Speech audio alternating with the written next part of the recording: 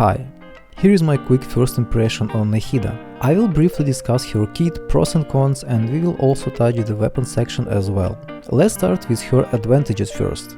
She is the best Dendro applicator we have so far.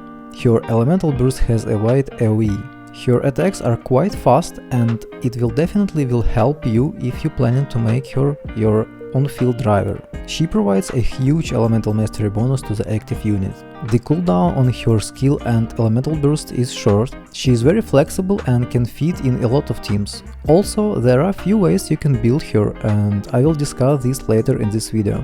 The major disadvantage for me is how breakable she is. I mean, really she can die from her own blooms during the battle, and also, honestly, I'm not a big fan when your elemental burst doesn't do any damage. It's like you have that beautiful animation of domain expansion and nothing happens. From my perspective, the best way you can play her is a sub DPS or support, at least on C0. C6 is of course a whole different story, guys.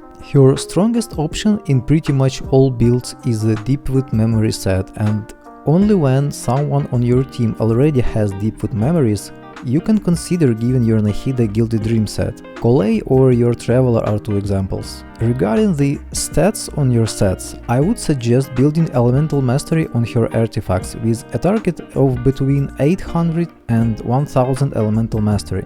She can provide an off-field character an amazing 250 Elemental Mastery through her passive.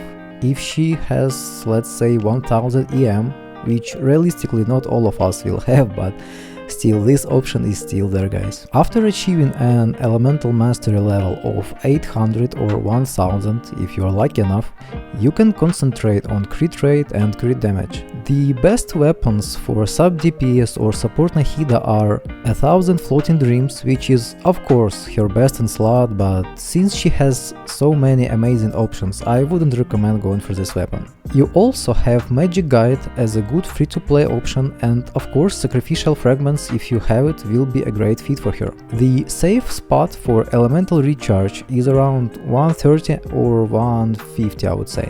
As for her on-field DPS build, you should still stick to a 1000 Floating Dream set, but with different stats. You want to have Elemental Mastery Sense, Dendro Goblet, crit rate or crit damage Torklet. As for substats, you're looking for Elemental Mastery, crit rate or crit damage. In this build you want to have someone with a high Elemental Mastery, so he or she will be able to share the Elemental Mastery with Nahida through her passive.